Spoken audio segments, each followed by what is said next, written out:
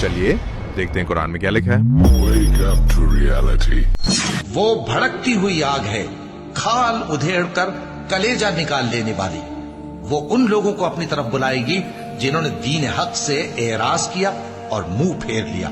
और मोमिन औरतों से कह दो कि वो भी अपनी निगाहें नीची रखा करें और अपनी शर्मगाहों की हिफाजत किया करें और अपनी आराइश यानी जेवर के मकामात को जाहिर न होने दिया करें मगर जो उसमें से खुला रहता हो, और अपने सीनों पर ओढ़नियां ओढ़े रहा करें और अपने खाविंद और बाप और खुसर और बेटों और खाविंद के बेटों और भाइयों और भतीजों और भांजों और अपनी जैसी मोमिन औरतों और लौंडी गुलामों के सिवा नीज उन खुद्दाम के जो औरतों की ख्वाहिश न रखें या ऐसे लड़कों के जो औरतों के पर्दे की चीजों से वाकिफ न हों।